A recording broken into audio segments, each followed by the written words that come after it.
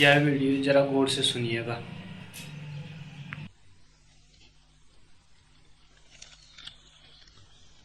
फलम् अस्मात् बादरायणाद्रष्टत्वात् व्युत्क्रमात् अप्ययात् तथा द्रष्टम् तदैक्यं नाना त्वैकत्वम् उपाधि योगा हानात् आदित्यवत् पृथक् इति चिन्ना परेण असम्बन्धात् प्रकाशानां न विकारिणां तु करणां विकारा।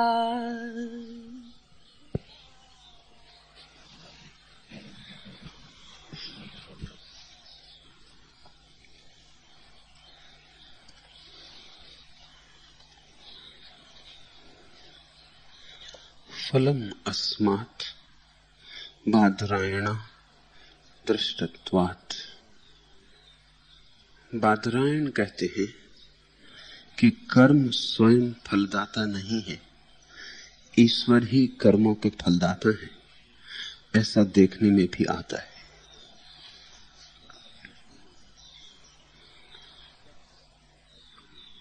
कर्म का सिद्धांत अगर अपनी तार्किक निष्पत्ति तक खींचा जाए तो ईश्वर का हंता हो जाता है। फिर ईश्वर की कोई आवश्यकता नहीं रह जाती। ऐसा ही हुआ जैन और बौद्ध दर्शन में। कर्म के सिद्धांत को उसकी तार्किक निष्पत्ति तक ले जाया गया, ईश्वर व्यर्थ हो गया, ईश्वर की कोई आवश्यकता ना रही। कर्म का नियम ही पर्याप्त हो गया, किसी नियंता की कोई जरूरत ना रही। कर्म का सिद्धांत स्वचालित हो गया, उसके लिए किसी चालक की जरूरत ना रही। पाप करोगे उसका अनिवार्य परिणाम बुरा होगा, अनिवार्य स्मरण रखना। पुण्य करोगे उसका अनिवार्य परिणाम शुभ होगा, अनिवार्य स्मरण रखना। कर्म अपना फल स्वयं दे जाता है, ऐसी जैन और बौद्धों की दृष्टि है। इस दृष्टि का ही परिणाम हुआ कि दोनों ने ईश्वर तत्व को इंकार कर दिया। ईश्वर तत्व को इंकार करने के कारण जैन और बौद्ध दर्शन ध्यान की तो बड़ी ऊंचाइयों पर उठे, लेकिन प्रार्थना खो गई, क्योंकि परमात्मा के बिना प्रार्थना कहां। ध्यान रूखी सूखी बात है, उसमें रसधार नहीं। और ध्यान अकेला अपंग भी है। और ध्यान अकेला अगर अति बुद्धिमत्ता पूर्वक ध्यान की यात्रा न की जाए तो अहंकार को बलिष्ठ करने का कारण हो सकता है, क्योंकि अहंकार को समर्पित करने के लिए कोई चरण ही ना रहे। इसलिए जैन मुनि जितना अहंकारी होता है उतना पृथ्वी पर कोई दूसरा साधु नहीं होता, हो नहीं सकता। कारण जैन मुनि को समर्पित होने के लिए कोई स्थल नहीं जहां वो माथा टेक दे, जहां सजदा करे। ऐसी कोई चरण नहीं। परमात्मा ही नहीं है अस्तित्व में तो प्रार्थना कैसे हो सकेगी? और परमात्मा ही नहीं है अस्तित्व में तो तुम अकेले रह गए, द्वीप की भांति अपने में बंद। अपने से बाहर जाने का उपाय ना रहा, अपने से पार जाने का उपाय भी ना रहा। और जीवन की सारी महिमा अपने से पार जाने में। परमात्मा तो निमित्त मात्र है कि तुम अपने से पार जा सको, सीढ़ी कि तुम धीरे धीरे अपने को भी अतिक्रमण कर जाओ। मनुष्य की गरिमा यही है कि वो अपना अतिक्रमण कर ले। फ्रेडरिक नीत्शे का प्रसिद्ध वचन है, अभागे होंगे वे दिन जब मनुष्य अपना अतिक्रमण करना बंद कर देंगे। अभागे होंगे वे दिन जब मनुष्य अपने होने से तृप्त हो जाएंगे, जब उनके भीतर आग न जलेगी अपने से पार जाने की, अपने से ऊपर उठने की। मनुष्य की यही महिमा है। इस जगत में कोई और पशु पक्षी, कोई पौधा, कोई पत्थर पहाड़ अपने से पार जाने के लिए आकांक्षा नहीं करता। और सब आकांक्षाएं समान है, सिर्फ एक आकांक्षा मनुष्य में विशिष्ट है। नीम का वृक्ष ही रहना चाहता है, इसके पार जाने की उसकी कोई अभीप्सा नहीं है। सिंह रहना चाहता है, सिंह होने से परितृप्त है, कुछ और होने की आवश्यकता नहीं है, न आकांक्षा है न स्वप्न है। मनुष्य अकेला प्राणी है जो स्वप्न देखता है अपने से ऊपर जाने के, अपने से भिन्न होने के।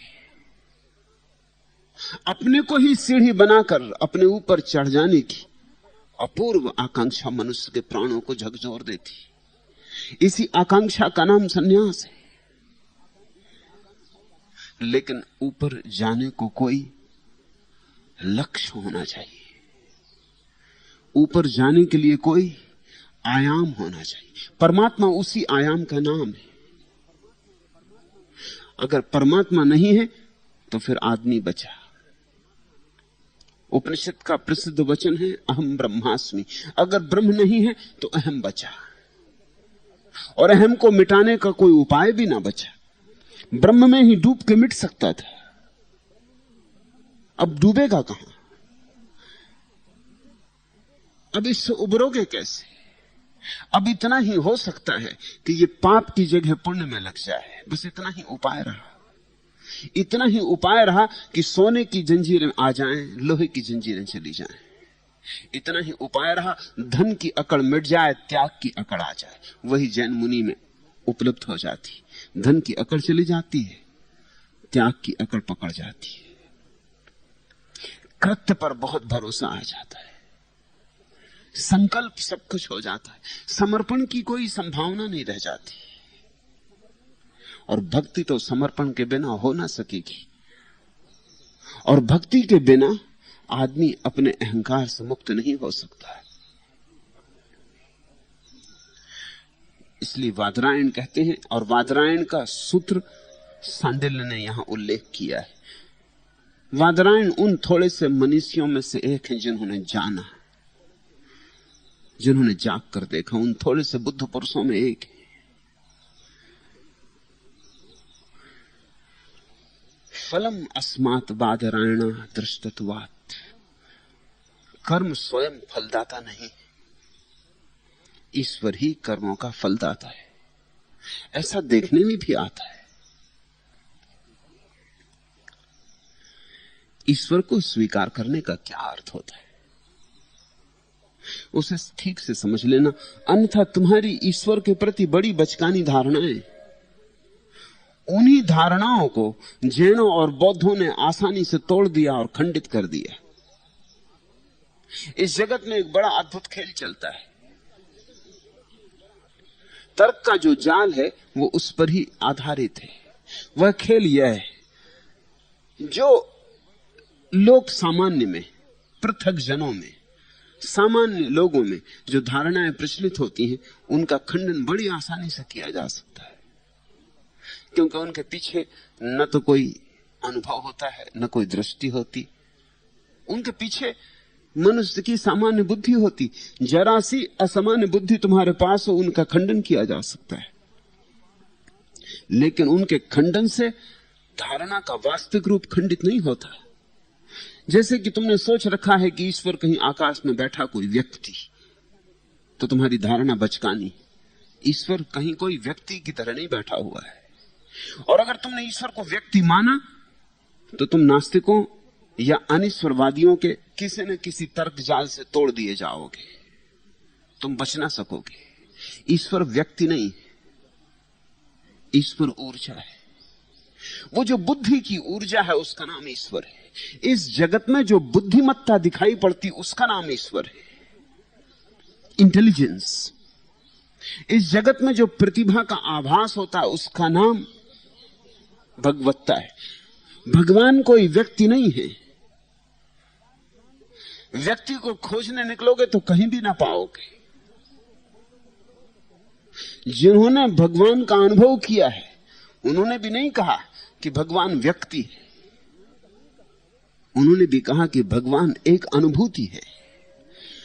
तुम्हारी चैतन्य दशा जब इतनी निखार को उपलब्ध हो जाती कि उस पर कोई सीमा के बंधन नहीं रह जाते, सब उपाधियां जब गिर जाती, जब तुम निरुपाधि हो जाते हो, जब तुम्हारी चैतन्य की दशा इतनी शांत और इतनी आनंद मग्न हो जाती कि विचार की एक तरंग नहीं उठती, झील परिपूर्ण शांत होती, तब तुम्हें अनुभव होता है कि तुम्हारी झील कहीं भी समाप्त नहीं होती।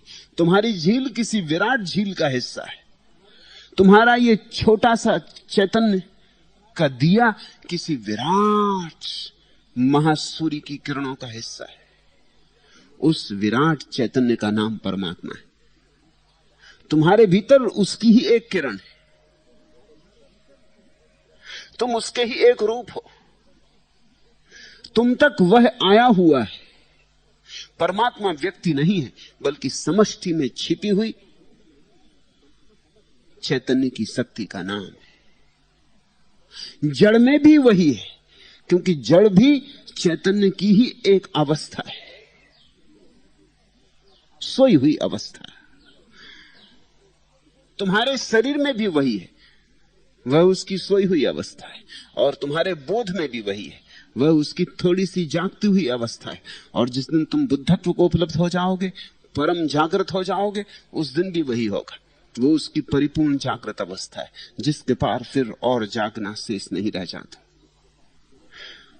संक्षिप्त में, परमात्मा व्यक्ति नहीं, इस जगत में छिपी हुई बुद्धिमत्ता है। और बुद्धिमत्ता के प्रमाणों की कमी नहीं। यहां हर चीज इतनी बुद्धिमत्ता से चल रही है कि क्या उसके लिए प्रमाण देना पड़ेगा। तुम एक बीज बोते हो, बीज में निश्चित ही कोई बुद्धिमत्ता है, क्योंकि बीज भली भांति जानता है उसे क्या होना है, आम होना है कि नीम होना है। बीज भली भांति जानता है कि किन पत्तों को उगाना है, वे हरे होंगे कि लाल होंगे कि पीले होंगे। बीज भली भांति जानता है आकाश में कितने ऊपर तक शाखाओं को भेजना है। बीज भली भांति जानता है कि जड़ें कितने दूर गहराई में जल स्रोत की तलाश में जानी चाहिए, तब मैं जीवित रह सकूंगा। तुम वृक्ष की एक शाखा काट दो, तत्क्षण वृक्ष दूसरी शाखा पैदा कर देता है। कमी हो गई उसे पूरी कर लेता है। रात वृक्ष भी सो जाता है, दिन जागता है। और अब तो वैज्ञानिक कहते हैं कि वृक्ष की संवेदना भी है। अब तो वैज्ञानिकों के पास इस बात के प्रमाण हैं जो सर जगदीश चंद्र बसु ने सबसे पहली दफे प्रमाणित किया था, वो धीरे धीरे इन 50 वर्षों में रोज रोज सघनता से प्रमाणित होता गया है। आज अगर जगदीश चंद्र बसु होते तो उनके आनंद का पार न होता, पारावार न होता, क्योंकि पश्चिम में बहुत सी खोजें इस बीच हुई। उन खोजों को देख के चमत्कार होता है।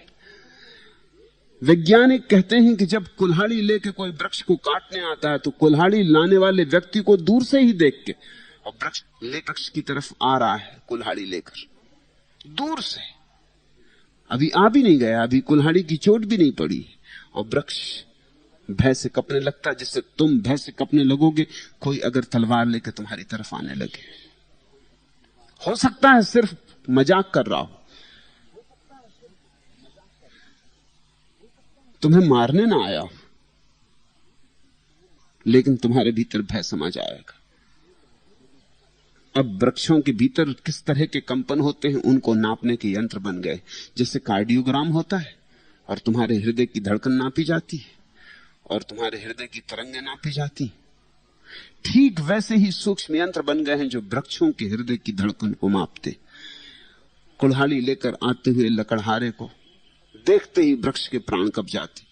यंत्र तत्क्षण घबराहट की खबरें देता है कि वृक्ष घबरा रहा है। माली को आते देखकर वृक्ष प्रफुल्लित हो जाता है। यंत्र खबर देता है कि वृक्ष प्रफुल्लित हो रहा है, माली आ रहा है, पानी आ रहा है, प्रेम करने वाला पास आ रहा है। तुम अगर किसी वृक्ष के पास रोज रोज जाके बैठते हो, उसको सहलाते हो, उससे दो बातें करते हो, तो वैज्ञानिक कहते हैं कि वो वृक्ष तुम्हारी प्रतीक्षा करने लगता है। वो रोज उतने वक्त राह देखता है। उसकी आंखें जो हमें दिखाई नहीं पड़ती ऊपर से, लेकिन यंत्र बताता है कि उसकी आंखें तुम्हारी प्रतीक्षा करती हैं। उसके कान जो हमें दिखाई नहीं पड़ते, यंत्र बताता है तुम्हारे पग ध्वनि को सुनते। आते हो कि आज नहीं, नहीं आते हो तो उदास हो जाता है, आ जाते हो तो अपूर्व आनंद से भर जाता है। तुम्हें देख के झोलने लगता है, मस्ती में डोलने लगता है। अभी तक हमने ठीक से अस्तित्व के प्राणों में उतरना शुरू भी नहीं किया है, लेकिन इतने प्रमाण अभी भी मिल गए कि सारा अस्तित्व बुद्धिमत्ता से भरा हुआ है, संवेदना है, चेतना है। और जो आज वृक्ष में सच हो गया है, वही कल चट्टान में भी सच होने को है। और सूक्ष्म यंत्र चाहिए होंगे जो चट्टान के भीतर भी उठती हुई तरंग धाराओं को माप सके। परमात्मा का इतना ही अर्थ है कि पूरा जगत संवेदनशील है। यह जगत संवेदन शून्य नहीं है, और इस जगत के पीछे एक बुद्धिमत्ता है जो चीजों का नियोजन कर रही है। बादरायण कहते हैं, और सांडिल्य बादरायण का उल्लेख कर रहे हैं अपनी बात के पक्ष में, कि कर्म अपने आप में फलदायी नहीं है। कोई कर्म अपने आप में कैसे फलदायी हो सकता है? इस जगत की बुद्धिमत्ता फल देती है। यह जगत प्रति संवेदन करता है। यह जगत, तुम जो इसके साथ करते हो वही तुम्हारे साथ करता है।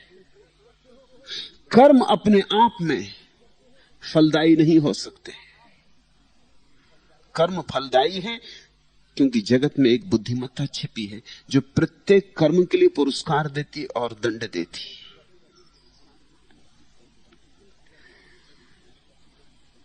चार बातें समझ लेनी जरूरी है। पहली बात,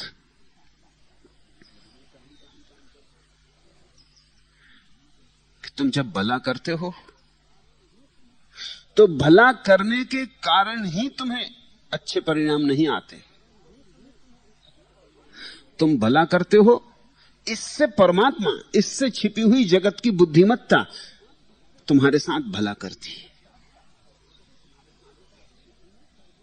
अगर जगत बुद्धिहीन होता तो तुम करते रहते भला, कुछ परिणाम नहीं हो सकता था। और तुम इसे अनुभव से भी देख सकते हो। तुम किसी बुद्धू के साथ भला करो और तुम उतना ही भला किसी बुद्धिमान के साथ करो, तुम पाओगे दोनों में फल का भेद पड़ गए।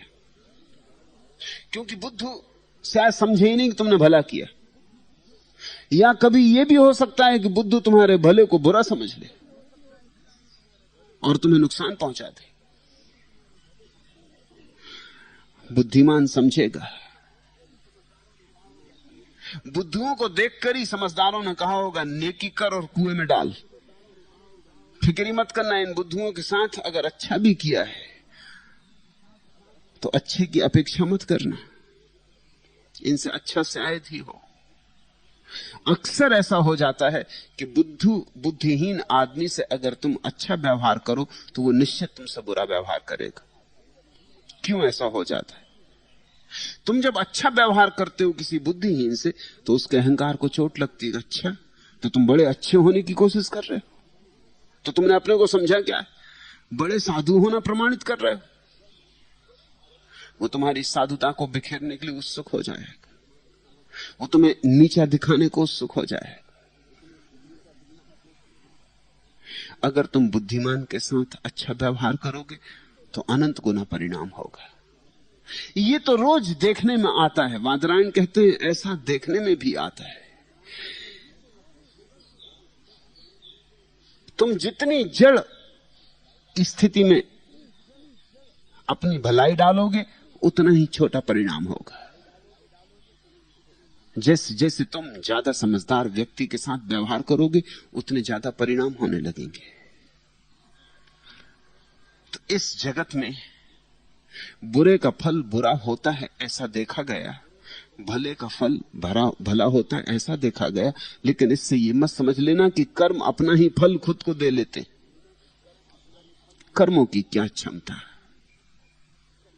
कर्मों के फल होते हैं क्योंकि यहां छिपी हुई बुद्धिमत्ता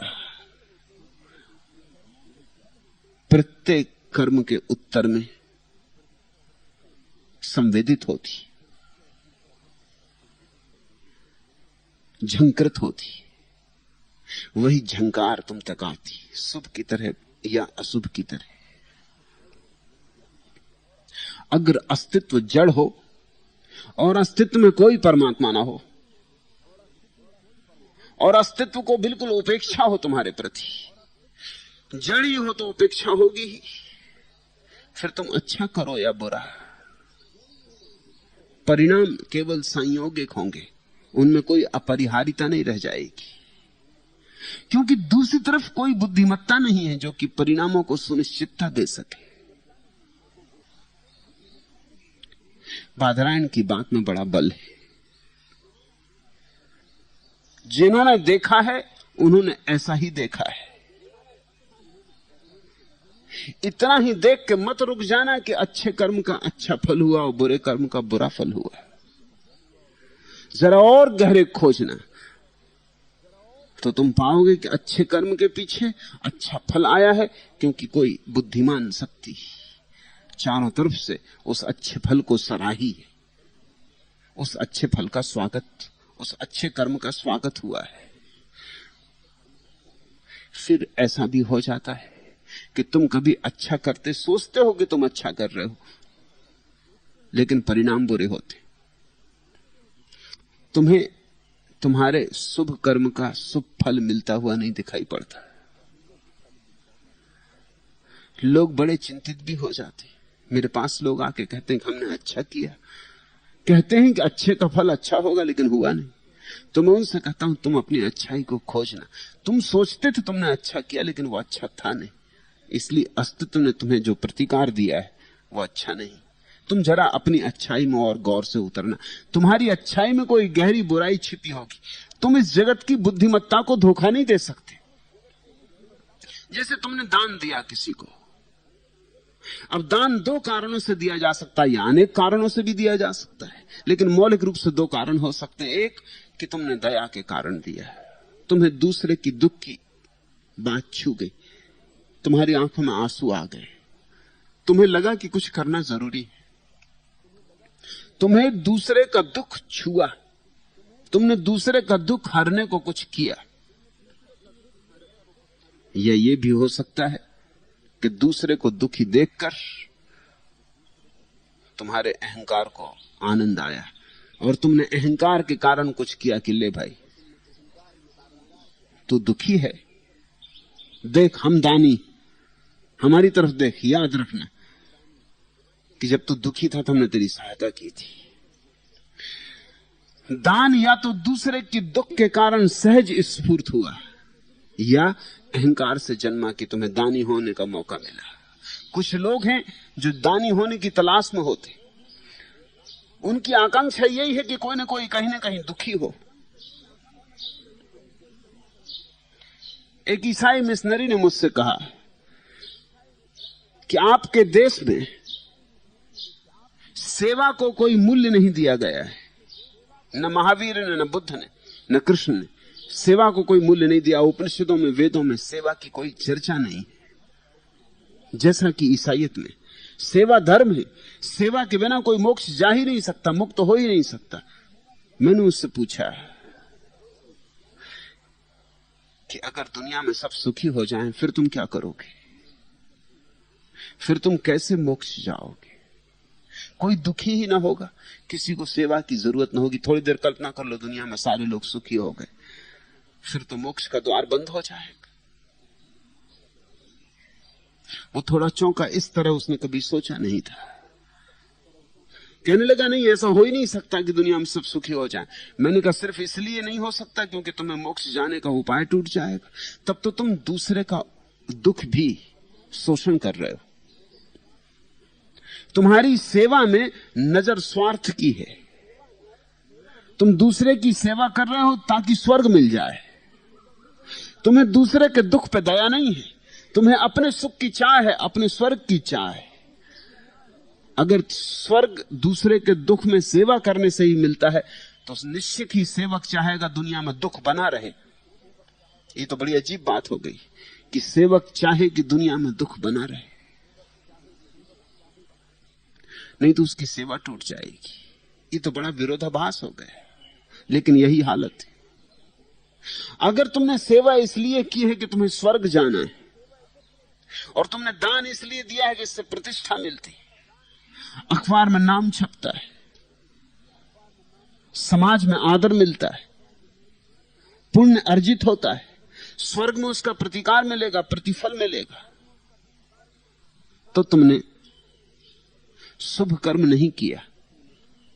गहरे में तो तुम्हारा स्वार्थ है, परार्थ जरा भी नहीं। गहरे में तो तुम्हारा अहंकार है, इसमें दूसरे के दुख से कुछ लेना देना नहीं। तब निश्चित तुम इस जगत की बुद्धिमत्ता को धोखा न दे पाओगे। अगर जड़ नियम होता जगत में तो शायद तुम्हें इससे पुण्य फल भी मिल जाता, लेकिन जड़ता नहीं, यहां जगत में छिपी बुद्धिमत्ता है। तुम क्या करते हो उसको ही नहीं देखती, तुम्हारे करने के भीतर छिपी हुई अभीप्सा को देखती। तुम क्या करते हो उसको नहीं देखती, तुम क्यों करते हो उसको भी देखती। तुम्हारा कृत्य और तुम्हारा कर्म क्या है ये बात गौण है, तुम क्या हो ये बात महत्वपूर्ण है। इस बुद्धिमत्ता को तुम धोखा नहीं दे पाते, इसलिए तुम पाओगे। और अक्सर तुमने देखा होगा कि कभी कभी भला आदमी जो सब तरह से भला करता है और बड़ा दुख पाता है, और कभी कभी ऐसा भी हो जाता है कि बुरा आदमी जिसके संबंध में तुम्हें कुछ भी पता नहीं उसने कभी भला किया, वो भी कभी बड़े आनंद में पाया जाता है। ये भेद इसलिए पड़ जाते हैं, ये भेद इसलिए पड़ जाते हैं कि जगत में बुद्धिमत्ता काम कर रही, परमात्मा विराजमान। उन आंखों को तुम धोखा ना दे पाओगे, उस बोध के साथ तुम चालाकी ना कर पाओगे, तुम्हारी सब चालाकियां पड़ी रह जाएंगी। तुम्हारी सब होशियारियां दो कौड़ी की। इसलिए ख्याल रखना, पुण्य के पीछे भी पाप का भाव हो सकता है, और कभी कभी ऊपर से दिखाई पड़ने वाले पाप के पीछे भी पुण्य की ऊर्जा हो सकती है।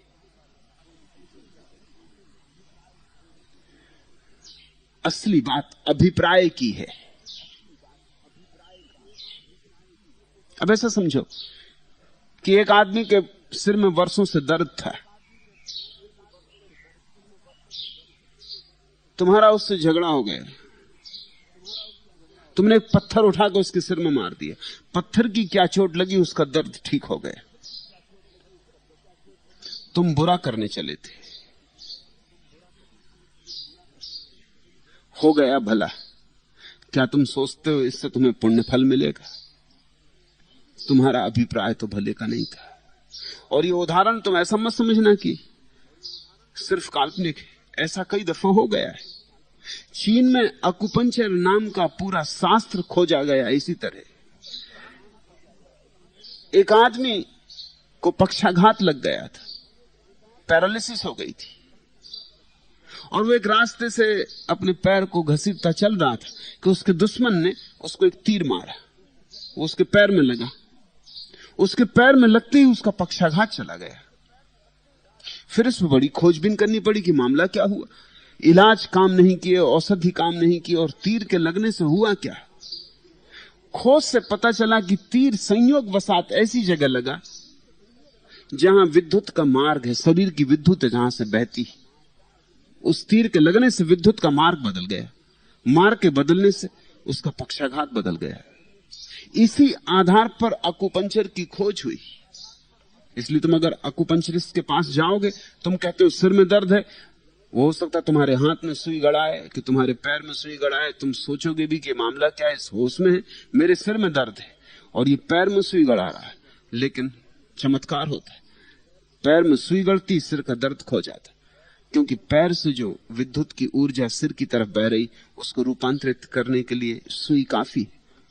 सुई की चोट से विद्युत का प्रवाह बदल जाता है। फिर कहां कहां बिंदु हैं विद्युत के प्रवाह को बदलने की, इनकी खोज की गई। 700 बिंदु पाए गए। मनुष्य के शरीर में 700 बिंदु हैं। उन बिंदुओं से सारी बीमारियों का इलाज हो सकता है।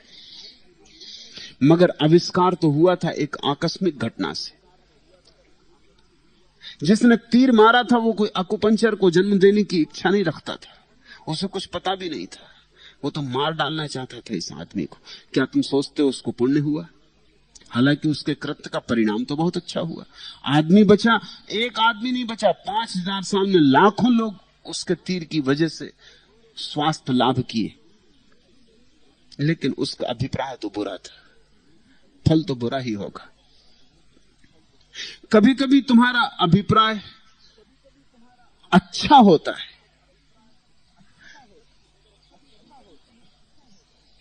और कृत्य ऊपर से दिखाई पड़ता है बुरा है, तो भी तुम्हें पुण्य का अर्जन होता है।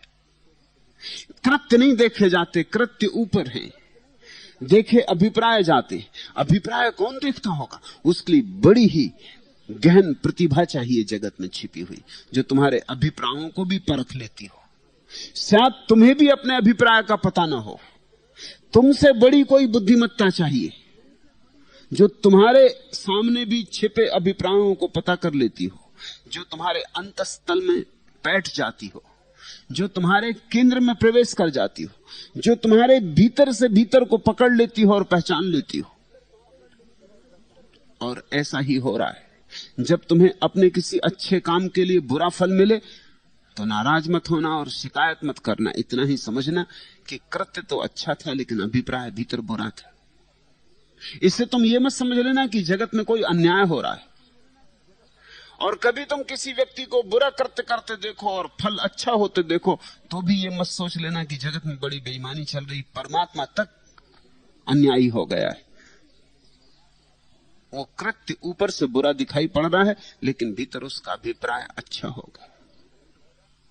अभिप्राय तुम्हें दिखाई नहीं पड़ता, हो सकता है स्वयं उसे भी दिखाई ना पड़ता हो, लेकिन जो हमें भी नहीं दिखाई पड़ता उसे भी देखने वाली आंखें इस जगत में छिपी। उन आंखों का नाम परमात्मा है। वे आंखें सदा तुम्हारा पीछा कर रही, वे हर घड़ी तुम्हें देख रही।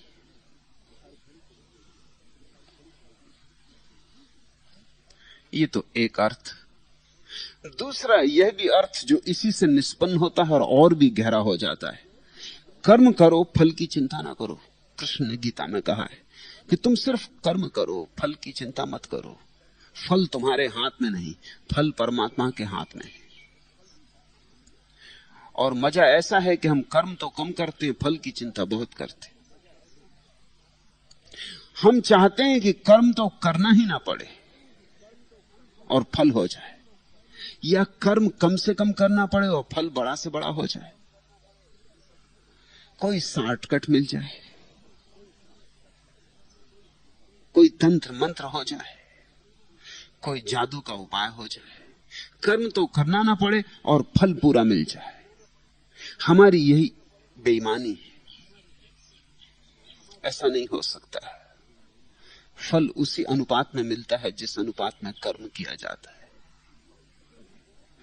कर्म करके ही तुम जगत में छिपी बुद्धिमत्ता को उत्प्रेरित करते हो फल देने के लिए। तुम्हारा कर्म तुम्हारी पात्रता है, लेकिन फल तुम्हारे हाथ में नहीं, इसलिए फल की चिंता व्यर्थ है। और फल की ही चिंता होती, और कोई चिंता नहीं जगत में। जिसने यह समझ लिया कि फल परमात्मा के हाथ में है, वो चिंतित नहीं रह जाता, वह निश्चिंत हो जाता है। उसकी मनोदशा बड़ी शांत हो जाती। कर्म करता रहता है, फल की कोई चिंता ही नहीं। जो होगा, जो होना चाहिए वह होगा, जब होना चाहिए तब होगा। उसे इस विश्व की सत्ता पर भरोसा है, श्रद्धा है। वह जानता है अन्याय नहीं होता, और अगर देर लग रही है तो वो भी मेरे हित में ही होगी। और अगर कभी बुरा परिणाम भी होता है उसके अच्छे कृत्य का, तो भी उसकी श्रद्धा इतनी गहरी है कि वो मानता है कि मेरे कृत्य में जरूर कोई बुराई रही होगी जो मुझे दिखाई नहीं पड़ती, लेकिन उन आंखों को दिखाई पड़ती। अब मैं अपने कृत्य को बदल लूं। और कभी अगर उसे बहुत दुख भी मिलता है तो भी वो जानता है ये भी मेरी परीक्षा होगी, अग्नि परीक्षा होगी। तो भी वो जानता है इस दुख के पीछे भी उस बुद्धिमत्ता की हाथ है, इसलिए निश्चिंत ही इस दुख से भी कुछ लाभ होने को होगा। मैं मांझा जाऊंगा, निखारा जाऊंगा, मेरी अशुद्धियां जलाई जाएंगी।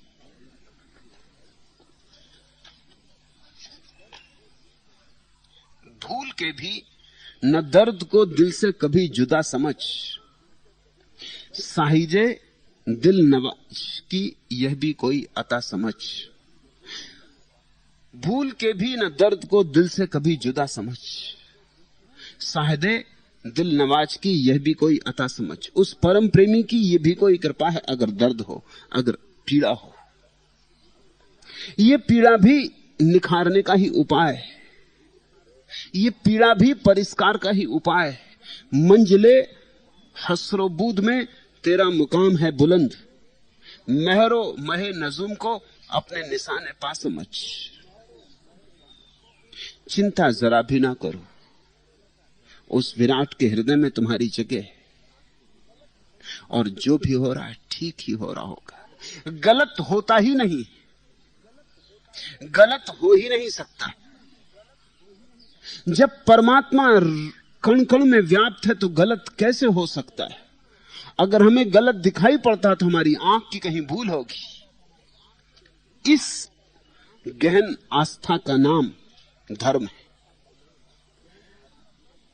जहां गलत भी हमें दिखाई पड़ता है, जहां हमारा तर्क कहता है गलत हो रहा है, वहां भी श्रद्धा जानती है हमारी ही कोई भूल है, देखने में, दृष्टि में कोई दोष है, हमारी आंख में ही ककरी पड़ी है, हमारा दर्पण ही गलत झलका रहा है। गलत तो हो ही नहीं सकता। कैसे गलत हो सकता है? जगत तुम जैसे बुद्धिमान व्यक्तियों को पैदा किया है। निश्चित ही जिससे तुम आए हो वो तुमसे ज्यादा बुद्धिमान होना चाहिए। तुम्हारी बुद्धि तो छोटी सी है, एक बूंद समझो, और इस जगत की बुद्धिमत्ता सागर जैसी है। जब एक बूंद को कुछ भूल दिखाई पड़ रही तो सागर को तो कभी की दिखाई पड़ जाती। भूल नहीं होगी, बूंद होने के कारण ही शायद दिखाई पड़ रही, क्योंकि हमारी सीमा है। हमारी समझ की सीमा कितनी? हमारी समझ क्षुद्र है, हम विराट को ठीक से नहीं झलका पाते। जोहरे दर्द है अगर गोहरे अश्क में तेरे, दामने कायनात को मोतियों से भरा समझ। जोहरे दर्द है अगर गोहरे अश्क में तेरे, अगर तेरे आंसू रूपी मोती में दर्द का अंश है। जोहरे दर्द है अगर गोहरे अश्क में तेरे, दामने कायनात को मोतियों से भरा समझ। फिर चिंता मत करो, फिर इस संसार का दामन, इस संसार का आंचल मोतियों ही मोतियों से भरा है। सिर्फ एक बात की फिक्र कर लो कि तुम्हारा आंसू मोती बन जाए। दर्द में भी गिरा हुआ आंसू श्रद्धा में गिरे, पीड़ा में गिरा हुआ आंसू भी प्रार्थना में गिरे। बस तुम्हारे दर्द के आंसू में मोती की झलक आ जाए, तुम्हारे भाव में श्रद्धा की झलक आ जाए, फिर सारा जगत, इस जगत का आंचल मोतियों ही मोतियों से भरा है। कर्म करो, कर्म की चिंता मत करो, वह चिंता अकारण है। उसके कारण तुम व्यर्थ टूट जाते हो, और उस चिंता में तुम इतनी शक्ति लगा देते हो कि कर्म में लगाने को शक्ति बचती ही नहीं। वह सारी शक्ति अगर कर्म में लग जाए तो इस जगत में प्रत्येक व्यक्ति अपूर्व आनंद को उपलब्ध हो और अपूर्व विजय की यात्रा हो जाए। जीवन सफलता ही सफलता है फिर। मगर 99% तो फल की चिंता में जाती और 1% कर्म में लगती। बीज तो तुम 1% बोते हो और 99% तुम अपेक्षा करते हो फसल काटने की। फिर फसल नहीं काट पाते तो कौन जिम्मेवार है?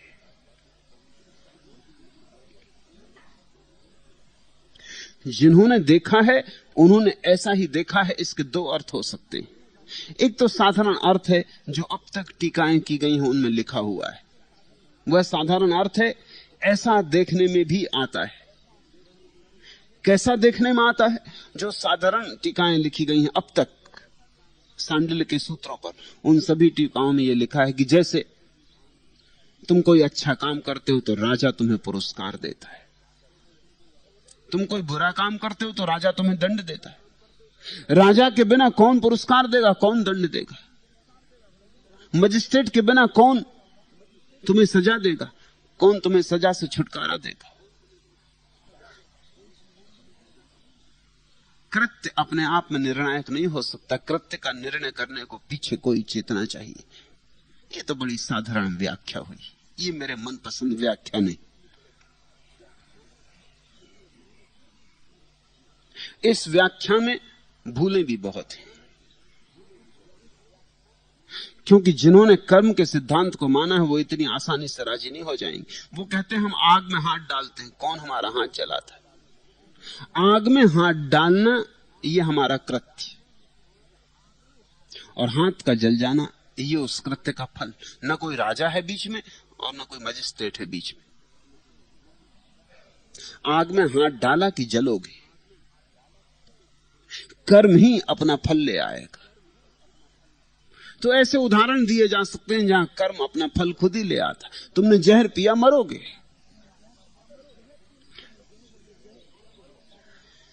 अगर जहर पीने से मृत्यु हो जाती और आग में हाथ डालने से हाथ जल जाता है, तो कर्म का सिद्धांत मानने वाले लोग कहते हैं इसी तरह प्रेम करने से प्रेम मिलता है और घृणा करने से घृणा मिलती है। बुद्ध ने कहा वैर से वैर बढ़ता है और प्रेम से प्रेम बढ़ता है। नहीं, कोई राजा इत्यादि की बात सार्थक नहीं। फिर मैं क्या अर्थ करता हूं? फलम अस्मात् वादरायणा दृष्टत्वात्, ऐसा देखने में भी आता है। मैं यही अर्थ करता हूं, जिन्होंने देखा, वादरायण ने देखा, सांडिल्य ने देखा। मैं तुमसे कहता हूं मैं भी देख रहा हूं, तुम भी देख सकते हो। जिनके भीतर की आंख खुलती है और जो ये देखना शुरू करते हैं कि जगत जड़ नहीं है, जड़ता सिर्फ हमारी धारणा है। हर जड़ता में चैतन्य सुप्त पड़ा है और सारा जगत चैतन्य से अप्लावित है, उसकी बाढ़ आई हुई है। जिन्होंने ऐसा देखा है वे कहते हैं कि हमारे कर्मों का जो फल मिलता है वो कर्मों के कारण नहीं मिलता, ना हमारे कारण मिलता है, वरन इस चैतन्य के सागर के कारण मिलता है जो हमें सब तरफ से घेरे हुए है।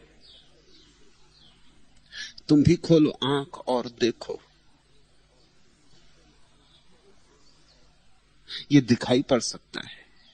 ये कोई सिद्धांत मात्र नहीं है, ये कोई दर्शन शास्त्र मात्र नहीं। भक्तों को दर्शन शास्त्र में बहुत जिज्ञासा नहीं रही, उनका सारा रस भाव में है, विचार में नहीं। लेकिन आज के सूत्र बड़े विचार के सूत्र भी हैं। जो भाव को नहीं समझ सकते और अभी विचार के जगत में जी रहे हैं, उनके लिए कहे गए सूत्र हैं। समझ में आ जाएंगे तो वे भी भाव की यात्रा पर निकलेंगे। व्युत्क्रमात् आप्याः तथा दृष्टम, विलोम रीति से लय हुआ करता है। यह सूत्र बड़ा अपूर्व है, इसे खूब गहरे हृदय में बिठा लेना। इस सूत्र का अर्थ समझो। दो क्रम शास्त्रों में कहे गए हैं, अनुलोम और विलोम। अनुलोम का अर्थ होता है विस्तार, जैसे बीज से वृक्ष होता है। बीज तो बिल्कुल छोटा है, जरा सा है, फिर टूटता है, पल्लव फूटते, अंकुर निकलते, शाखाएं फैलती, बड़ा वृक्ष खड़ा हो जाता है। सैकड़ों लोग उसकी छाया में बैठ सके, हजारों पक्षी उस पर सांझ बसेरा करें, राहगीर अपनी बैलगाड़ियां खोल दें, विश्राम करें, बड़ा हो जाता है। कोई सोच भी नहीं सकता था कि इस छोटे से बीज में इतना बड़ा वृक्ष छिपा होगा। इस प्रक्रिया का नाम अनुलोम, एवोल्यूशन, विकास, फैलाव, विस्तार।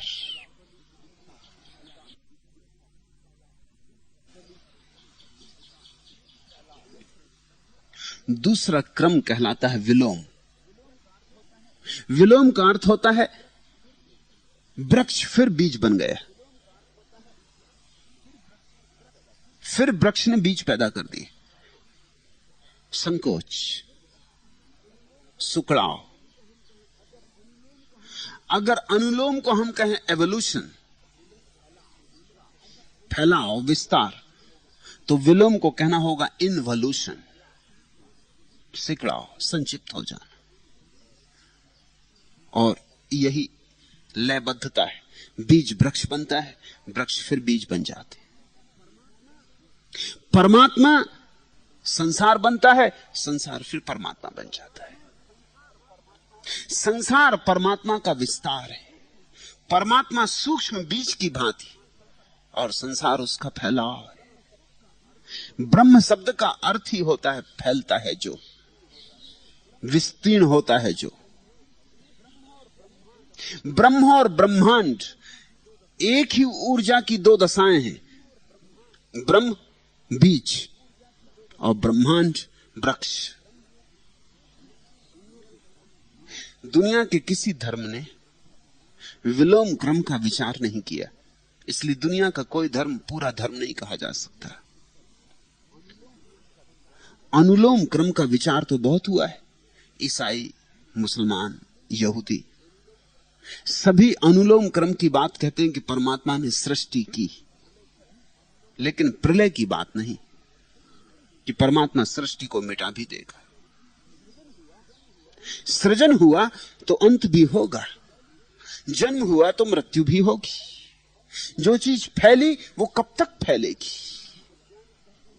अभी वैज्ञानिक कहते हैं कि जगत फैलता जा रहा है, एक्सपेंडिंग यूनिवर्स, फैलता ही जा रहा है, लेकिन कब तक फैलेगा? तुम गुब्बारे में हवा भरते हो, वो फैलता जाता फैलता जाता फैलता जाता, लेकिन कब तक? एक सीमा आएगी, उसके आगे फैलाओगे, गुब्बारा फूट जाएगा, फिर सिकुड़ जाएगा। ये विस्तार फैलता जा रहा है, फैलता जा रहा है, फैलता जा रहा है। इसकी एक सीमा है, उस सीमा के बाद सुकड़ाव शुरू होता है। बच्चा जवान होता है, फिर जवानी के बाद बुढ़ापा आता है, फिर सिकड़ाव होने लगा। बच्चा आया था किसी अज्ञात लोक से एक दिन जन्मा था, फिर एक दिन मृत्यु घटेगी, फिर अज्ञात लोक में प्रवेश कर जाएगा। 35 वर्ष की उम्र तक अनुलोम और 35 वर्ष के बाद विलोम। जिन लोगों ने जीवन को सिर्फ एक ही आधार पर खड़ा किया, अनुलोम, वो पागल है, वो विक्षिप्त है। यही आज के जगत की बड़ी से बड़ी भूल है, आधुनिक मनुष्य की बड़ी से बड़ी भूल है। उसका सारा जीवन एक ही क्रम पर बना है, अनुलोम क्रम। फैलते जाओ, और धन और पद और प्रतिष्ठा और मकान और ये जो और है, ये अनुलोम क्रम है। ये संसार। सन्यास कब?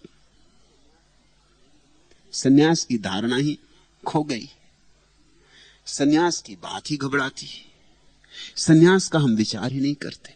तो बीज वृक्ष हो गया, फिर बीज कब होगा? सन्यास विलोम क्रम है।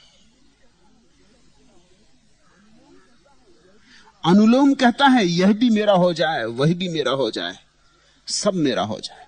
विलोम कहता है ना यह मेरा है, ना वह मेरा है, कुछ भी मेरा नहीं। सिकुड़ता है, शांत होता है। अनुलोम के साथ अशांति स्वाभाविक है। छीना झपटी होगी, प्रतिस्पर्धा होगी, मारकाट होगी, युद्ध होगा। विलोम के साथ शांति होती चली जाती। व्यक्ति अपने भीतर बैठने लगा, अपने भीतर ठहरने लगा, बीच में रुकने लगा। संसार को मैं कहता हूं अनुलोम, सन्यास को कहता हूं विलोम। और जिसने दोनों साध लिए वही पूरा मनुष्य है। जो एक को ही साधता रहा वो पागल है। और ध्यान रखना, अगर विस्तार नहीं साधा तो संकोच कैसे साधोगे? अगर संसार नहीं साधा तो सन्यास कैसे साधोगे? इसलिए मैं तुमसे कहता हूं संसार से भागो मत, संसार को साधते रहो, फैलने दो।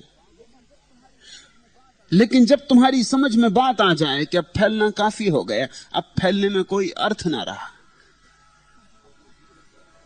तब अपने भीतर से फैलने का भाव चले जाने देना।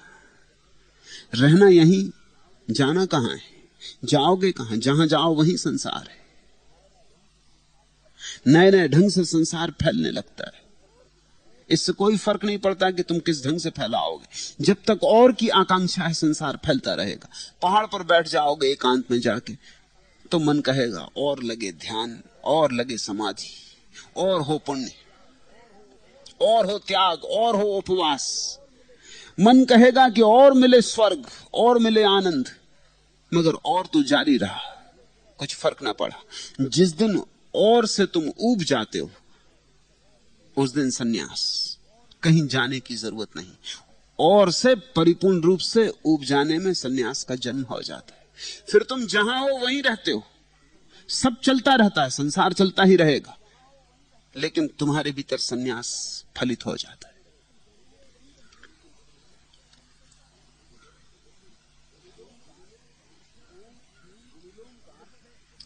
अनुलोम का अर्थ है हों, बहुत हों। शास्त्रों में कथाएं हैं कि परमात्मा अकेला था और उसने सोचा कि मैं अनेक हूं। फिर जब परमात्मा सोचने लगता है बहुत अनेक हो गया, अब मैं फिर एक हूं, तो विलोम। व्युत्क्रमात् आप्या तथा दृष्टम, ये सूत्र क्यों सांडिल ने दिया? विलोम रीत से लय हुआ करता है, क्योंकि इसमें सारा सन्यास का सूत्र आ जाता है। तुम्हें ऊपर से सूत्र में कुछ दिखाई ना पड़ेगा। सूत्र का अर्थ ही यह होता है कि उसमें बड़ी संक्षिप्त में बात कह दी गई है। जो समझेंगे वही समझेंगे, जो समझ सकते हैं वही समझ सकते हैं। इसलिए सूत्रों की व्याख्या करनी जरूरी होती, अन्यथा सूत्र अपने आप में बिल्कुल बेबूझ होते।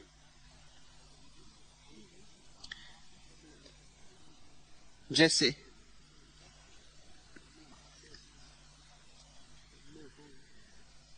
मैं हूं और हूं, ज्यादा से ज्यादा होता जाऊं, धन मेरे पास बहुत हो, राज्य मेरे पास बड़ा हो, प्रतिष्ठा मेरी फैले, यश नाम कीर्ति,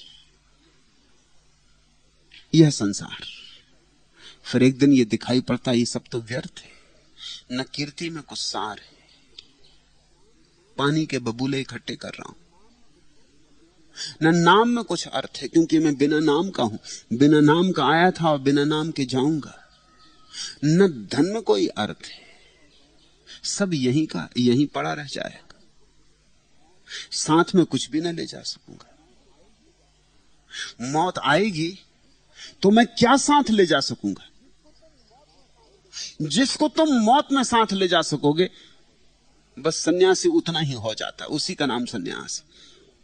मरने के पहले मर जाने का नाम सन्यास है। मरते सभी हैं, धन्यभागी हैं वे जो मरने के पहले मर जाते, जो समझ लेते हैं कि जो अपना नहीं है वही मौत छीन लेगी, जो अपना है उसे कोई भी नहीं छीन सकता। नैनम छिदंती शस्त्राणि, मुझे शस्त्र नहीं छेद सकते। ना हम दहती पावका, ना मुझे आग जला सकती है। तो मैं ये कौन हूं जिसको आग नहीं जला सकती और जिससे शस्त्र नहीं छेद सकते? ये अमृत धर्मा मैं कौन हूं? बस उतना ही मैं हूं, उससे ज्यादा की कोई जरूरत नहीं। तो संसार का अर्थ होता है यह भी, और सन्यास का अर्थ होता है नेति नेति, ना यह न वह। छोड़ता जाता है भाव और धीरे धीरे वहीं आ जाता है जहां शाश्वत अमृत तुम्हारे भीतर बीज की तरह पड़ा है, जहां से सब विकास हुआ था, वापस अपने घर लौट आना हो जाता है। यह दशा ही मोक्ष है, इस दशा का नाम ही निर्वाण है।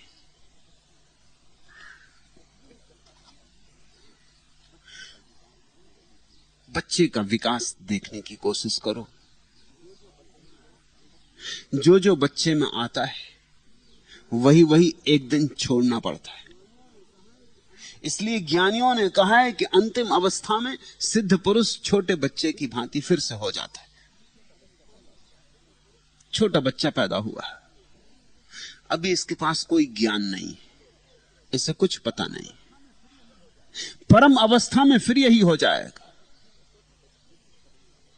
छोटे बच्चे जैसी सरलता हो जाएगी। छोटा बच्चा पैदा हुआ, इसमें संदेह नहीं, इसमें श्रद्धा ही श्रद्धा है। ये हर बात मान लेता है। मां जो कहती है वो मान लेता है, पिता जो कहता है वो मान लेता है। इसकी श्रद्धा अछूती है, कुंवारी है। अभी संदेह का कांटा नहीं उगा, अभी श्रद्धा का ही फूल है। जल्दी ही संदेह का कांटा उगेगा। ये संदेह करना शुरू करेगा, इसको शक आना शुरू होगा कि पिता जो मेरा कहते ठीक कहते। इसे संदेह आना शुरू होगा कि मेरी मां हर हालत में ठीक है। और धीरे धीरे इसे अश्रद्धा पैदा होगी, क्योंकि ये पाएगा कि पिता में भी कमियां हैं, पिता में भी सीमाएं हैं, मां से भी भूलें होती। इसकी श्रद्धा क्षीण होती जाएगी, ये संदेह से भर जाएगा।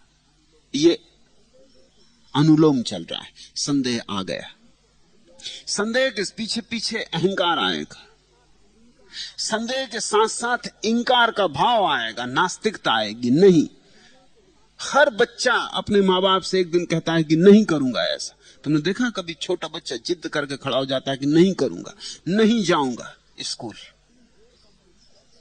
ये इतने जोर का नहीं कैसे उठता है इतने छोटे से बच्चे। और जब कोई छोटा बच्चा नहीं कहता तो उसका बल देखो,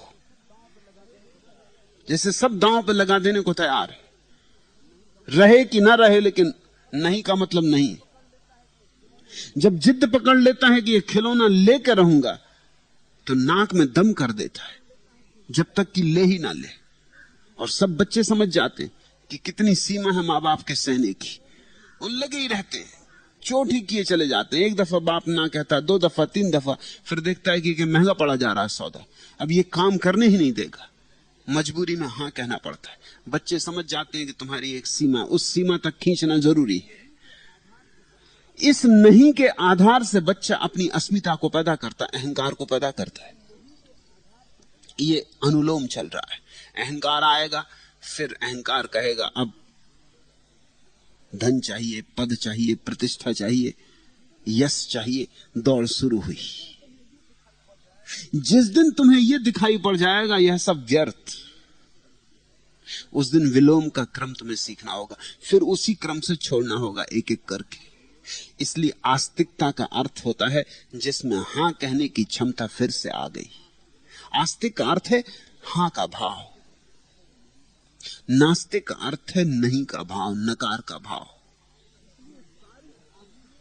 इसलिए सारी आस्तिक परंपराएं कहती हैं अहंकार छोड़ना होगा, क्योंकि अहंकार अनुलोम का आधार है, फैलाव का आधार है। अहंकार छोड़ना होगा। अहंकार छोड़ते ही विलोम घट जाता है। संदेह छोड़ना होगा, संघर्ष छोड़ना होगा, समर्पण सीखना होगा। संसार की पूरी यात्रा जैसी तुमने की है बचपन से लेकर जवानी तक, उससे ठीक विपरीत तुम्हें जाना होगा। एक एक चीज छोड़ते जानी होगी। फिर उस जगह पहुंच जाना होगा जहां मां के पेट से जन्मे थे पहले दिन, जैसे सरल थे, निर्दोष थे, न कोई पक्ष था न विपक्ष था, न हिंदू थे न मुसलमान थे, न चीनी थे न पाकिस्तानी थे, न काले थे न गोरे थे, न सुंदर थे न असुंदर थे, न स्त्री थे न पुरुष थे। कोई भाव ही न था, एक निर्भाव दशा थी और एक परम स्वीकार था, कोई इंकार न था। मैं की कोई धारणा ही पैदा न हुई थी, अभी मैं जन्मा नहीं था, दर्पण कोरा था, कोई विचार पैदा नहीं हुआ था, अभी निर्विचार था। फिर से ऐसा ही हो जाए तो विलोम, और विलोम ही मोक्ष का मार्ग है। इसलिए ये शब्द बड़े बहुमूल्य हैं, इनको याद रखना। अनुलोम यानी संसार, विलोम यानी संन्यास। कहीं जाना नहीं है, कुछ बाहर से रूपांतरित नहीं करना है, लेकिन भीतर से ये क्रांति घट जानी चाहिए।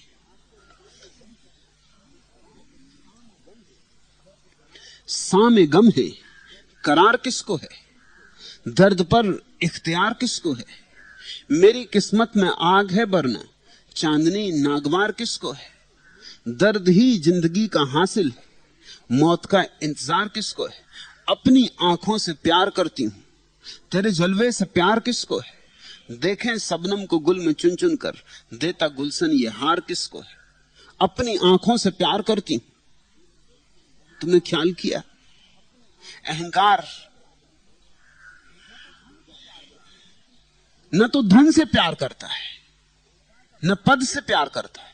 अहंकार का प्यार तो अपने से है, लेकिन धन हो तो अहंकार की शोभा बढ़ती, पद हो तो ऊंचाई बढ़ती। अहंकार सौंदर्य से भी प्रेम नहीं करता, लेकिन अहंकारी एक सुंदर स्त्री को अपने साथ सजावट की तरह लेके चलना चाहता है। अहंकारी सब तरह से अपने अहंकार को भरने का आयोजन खोजता है। अपनी आंखों से प्यार करती हूं, तेरे जलवे से प्यार किसको है? और किसी चीज का रस नहीं है इस संसार में, एक ही बात का रस है कि मैं सिद्ध कर दूं कि विशिष्ट हूं, मेरी विशिष्टता प्रमाणित हो जाए। और मजा ऐसा है कि जितना तुम अपनी विशिष्टता प्रमाणित करने चलते हो, उतने ही छेद निकल आते, उतनी ही विशिष्टता टूटने लगती। दया योग्य स्थिति हो जाती है उनकी जो अपनी विशिष्टता सिद्ध करने चलते, उसी सिद्ध करने से सब असिद्ध हो जाता। जो लड़ते हैं यहां हार जाते, जो यहां साम्राज्य बनाते हैं भिखारी की तरह मरते। सिकंदरों से पूछो, जीवन भर की दौड़ धूप, आपाधापी, हाथ लगता क्या है? सब गमा के जाते। जो अनुलोम को पकड़ के चलता रहता है वो गमा के जाएगा। उसने जिंदगी का राज नहीं समझा, उसने जिंदगी की पूरी लयबद्धता नहीं समझी। वो एकांगी है, अधूरा है। जिसने विलोम भी समझ लिया उसका जीवन पूर्ण हो गया। अनुलोम आधा जीवन रहे और आधा जीवन विलोम हो जाए। मरते समय तुम उसी जगह पहुंच जाने चाहिए जहां से तुम आए थे, उसी जगह जहां तुम पैदा हुए थे। ठीक उसी क्षण में, जन्म का क्षण जैसा पवित्र कुंवारा था, वैसा ही मृत्यु का क्षण भी कुंवारा और पवित्र हो जाए। वर्तुल पूरा हो गया, और जिसने इस वर्तुल को पूरा कर लिया वही पूर्ण पुरुष है।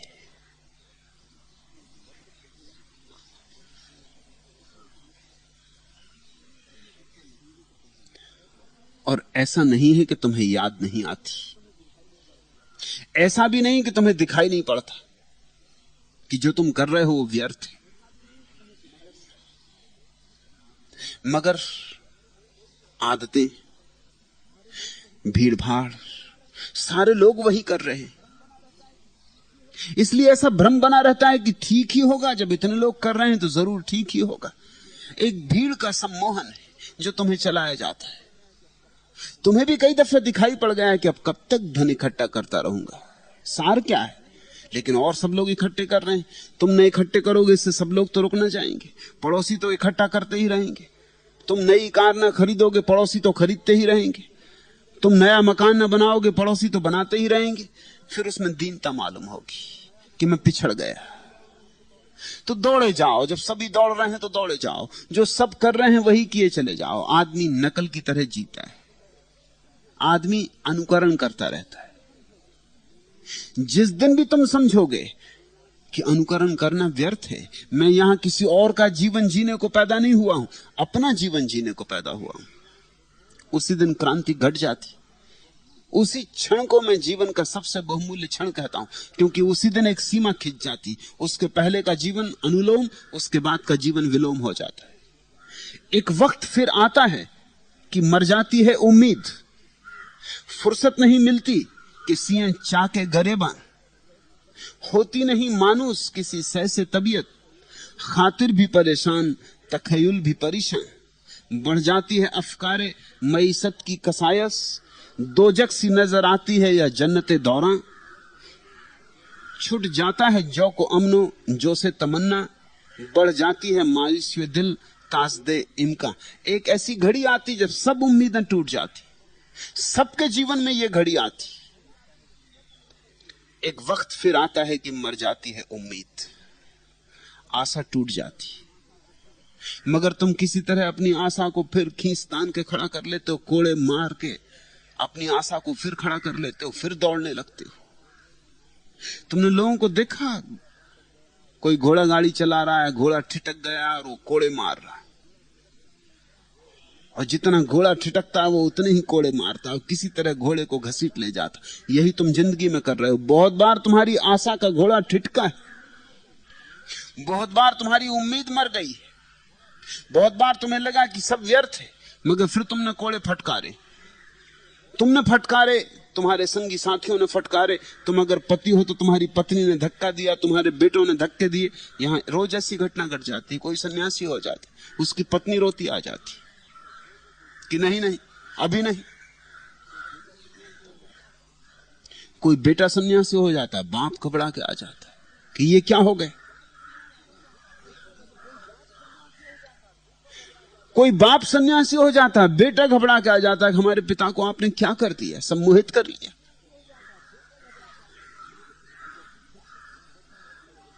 अगर खुद तुम बचो तो तुम्हारे संगी साथी, परिवार, परिजन वो कोड़े मारते, वो आर चुभाते, वो कहते हैं चलते रहो चलते रहो, अभी सारी दुनिया चल रही, तुम क्यों रुक गए। वो कहते हैं चलते रहो जब तक कि मौत ही तुम्हें ना गिरा दे, मगर तब मिट्टी पड़ी रह जाएगी तुम्हारे मुंह में, कब्र में दबे रह जाओगे और जीवन अकारत गया, पानी पर लकीरें खींचते गया। एक वक्त फिर आता है कि मर जाती है उम्मीद, फुर्सत नहीं मिलती किसी चाके गरीबा। ऐसा वक्त आ जाता है, सबकी जिंदगी में आ जाता है, जब होश जगता है। और ऐसा बार बार होता है, लेकिन तुम उस होश को झुटला देते हो, तुम अपने मन को और कहीं उलझा लेते हो, तुम हजार बहाने खोज लेते हो, तुम कहीं ना कहीं अपने मन को लगा देते हो कि चलो आज सिनेमा देखा है, कि चलो आज शराब पी लें, कि चलो आज नाच होता है कहीं नाच देखा है। मन जरा बेचैन है, उम्मीद जरा टूटी टूटी, आशा जरा उखड़ी उखड़ी, फिर से पैर जमा ले। फिर तुम्हारा मन कहता है कि अभी तक नहीं हुआ माना, लेकिन कल हो सकता है, अभी रुको मत, अभी बढ़े चले जाओ। कभी नहीं होता, कभी नहीं हुआ है। इस संसार में जिसने सिर्फ अनुलोम जाना, उसने शांति नहीं जानी, आनंद नहीं जाना, उपलब्धि नहीं जानी, संतुष्टि नहीं जानी, समाधि नहीं जानी। और समाधि नहीं तो समाधान कहां। जिसने विलोम भी सीख लिया, उसी ने समाधि जानी, समाधान जाना। और जितने जल्दी विलोम की कला आ जाए, तुम प्रमाण दोगे कि तुम उतने ही बुद्धिमान हो। बुद्ध 28 वर्ष के थे तब अनुलोम छोड़ दिया, विलोम में लग गए। 28 वर्ष की उम्र कोई बहुत बड़ी उम्र नहीं होती। बड़े बुद्धिमान रहे होंगे, क्योंकि यहां तो 78 साल हो जाते हैं और विलोम नहीं आता। शंकराचार्य अद्भुत बुद्धि के धनी रहे होंगे, 9 साल की उम्र में विलोम आ गया, संन्यास लेना चाहा। मां रोने लगी, स्वाभाविक 9 साल का बच्चा संन्यास लेना चाहे, ये कोई बात हुई? सुना है कभी 9 साल का बच्चा और संन्यास लेना चाहे? अपूर्व प्रतिभा रही होगी। 90 साल में लोग इतना अनुभव नहीं कर पाते जितना 9 साल में अनुभव कर लिया। इसको प्रतिभा कहते हैं। जड़ता नहीं रही होगी, देख ली बात। देखने की क्षमता हो तो 9 साल में भी देखी जा सकती। मोज़ार्ट ने 3 साल में ऐसा संगीत बजाया जो लोग 90 साल की उम्र में नहीं बजा सकते। प्रतिभा। शंकर की कहानी बड़ी प्यारी है, लेकिन मां तो रोने लगी। उसने कहा कि ये नहीं हो सकता। कहानी ऐसी है कि शंकर नदी पर स्नान करने गए और एक मगर ने उनका पैर पकड़ लिया और मां किनारे पे खड़ी चिल्ला रही कि बचाओ मेरे लड़के को, लेकिन कौन बचाए? शंकर ने कहा एक ही उपाय है मां, तू कह दे कि अगर मैं बच जाऊंगा तो सन्यास, तो मैं परमात्मा से प्रार्थना करूं तो बचने में कुछ सार है। अगर सन्यास होना ही नहीं है तो मौत बराबर। जिंदगी में क्या रखा है, फिर मौत में हर्ज क्या है? जब जिंदगी में कुछ है ही नहीं तो मौत में कुछ खो नहीं रहा है। अगर तू कह दे कि सन्यास देने की आज्ञा देती है, अगर बच गया तो सन्यास लेने देगी, तो मैं प्रार्थना करूं भगवान से, अब ऐसी घड़ी में कौन आज्ञा नहीं देगा? कम से कम बचेगा तो सन्यासी ही सही, जिंदा तो रहेगा। मौत और सन्यास ऐसा विकल्प। और ध्यान रखना, ये कहानी चाहे सच हो चाहे ना हो, मगर यही विकल्प सबके सामने, मौत या सन्यास। या तो तुम सिर्फ मरोगे या तुम सन्यासी होगे, बस दो ही विकल्प है। और कहानी मधुर है, प्रीतिकर है कि शंकर ने प्रार्थना की और मगर ने उनका पैर छोड़ दिया। फिर तो मजबूरी थी, सन्यास की आज्ञा देनी पड़ी। मगर तुम्हारा भी पैर पकड़े हुए, जरा गौर से अपने पैर को देखना। मगरें बहुत तरह की हैं, कोई नदियों में नहीं पाई जाती। सच तो यह है कि नदियों में तो कभी कभी पाई जाती, सड़कों पे पाई जाती हैं, घरों में पाई जाती हैं, दुकानों में पाई जाती हैं, बाजारों में पाई जाती हैं, तरह तरह की मगरें। किसी के पैर को राजनीति की मगर ने पकड़ा है, किसी के पैर को धन की मगर ने पकड़ा है, किसी के पैर को किसी और मगर ने पकड़ा है, मगर सब मगरें हैं। और तुम्हारा पैर छूट सकता है, एक ही प्रार्थना तुम्हारे जीवन में उठाया कर, विलोम की प्रक्रिया। नहीं तो ये मगर तुम्हें चबा जाएगी। ये धीरे धीरे चबा ही रही है, अंश अंश तुम मरते जा रहे हो। रोज जब से पैदा हुए हो मरने के सिवाय और किया क्या है? रोज रोज मर रहे हो, रोज रोज मर रहे हो, मरते जा रहे हो। एक दिन ये प्रक्रिया पूरी हो जाएगी, ये मगर तुम्हें पूरा चबा जाएगी। ये समय की मगर है। विलोम की प्रक्रिया को समझ लो।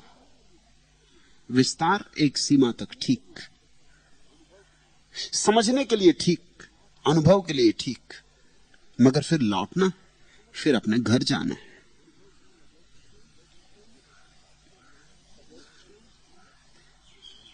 तदैक्यम नाना त्वैकत्वम उपाधि योग हानात आदित्यवत।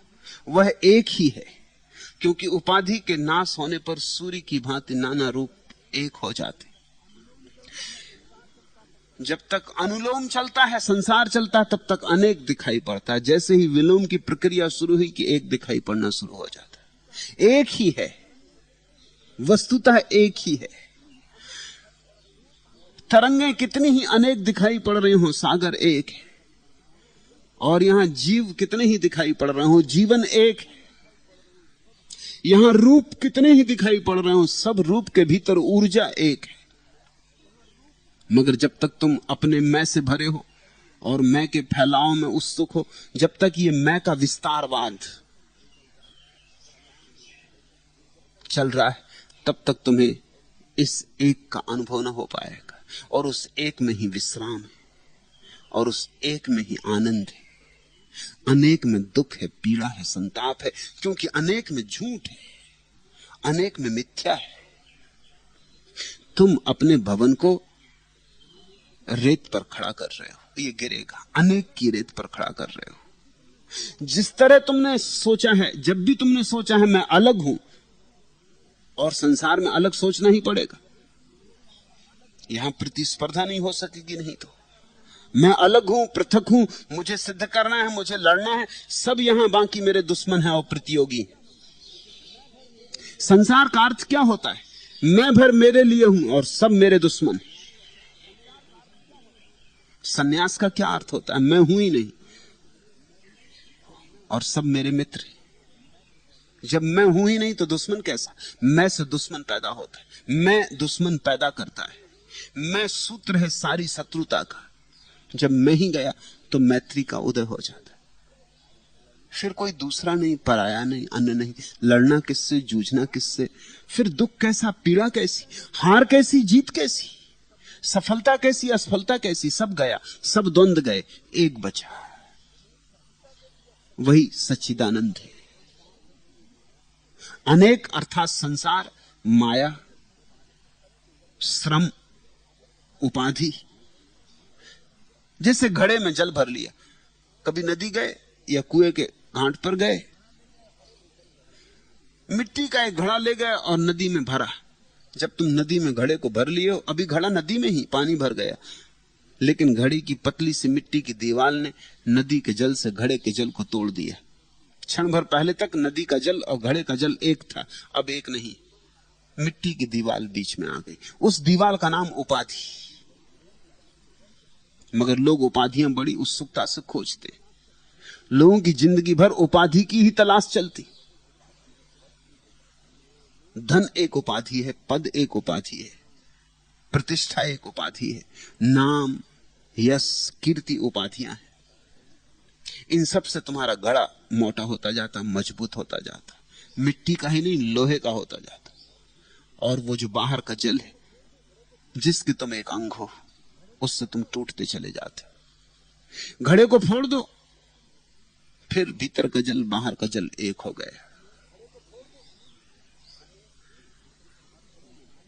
तो अनेक का अर्थ संसार, उपाधि, घड़े में जल।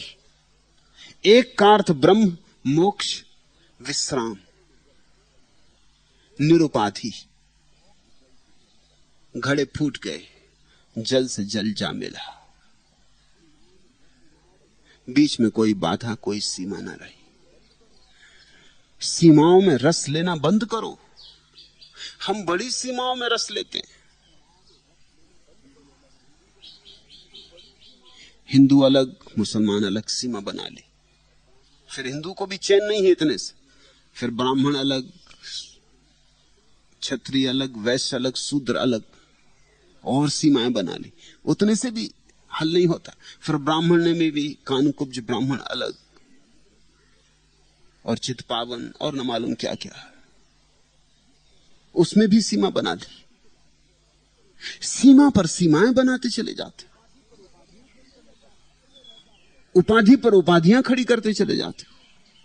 फिर अगर अकेले रह जाते हो और सारे अस्तित्व से टूट जाते हो और उखड़े उखड़े अनुभव करते हो और जड़ें नहीं मिलती और अर्थ खो जाता है और जीवन में कोई संगीत नहीं झरता, तो कुछ आश्चर्य, ये तुम्हारे ही श्रम का फल है। सीमाएं तोड़ो।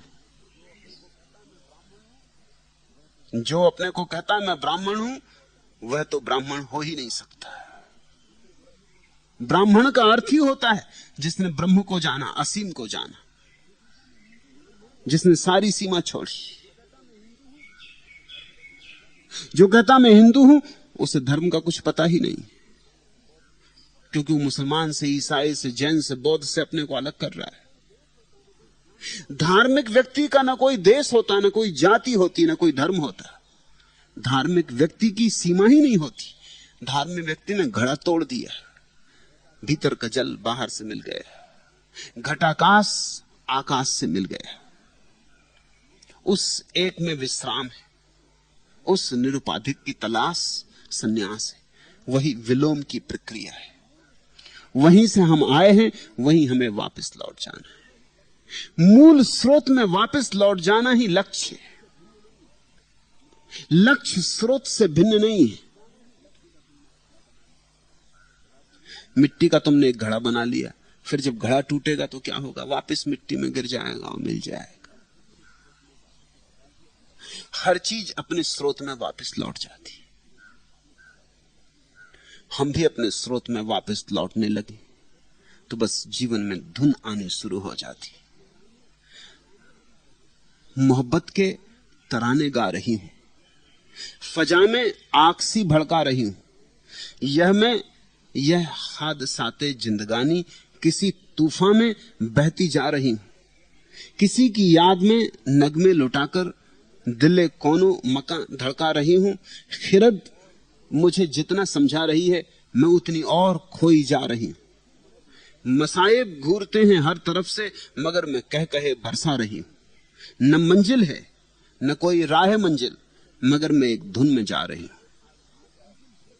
एक बार तुम्हें यह ख्याल में आ जाए कि मूल स्रोत ही अंतिम लक्ष्य है, प्रथम ही अंतिम है, बस उसी दिन से जीवन में एक धुन आ जाएगी। फिर जीवन में एक संगीत सुना जाएगा।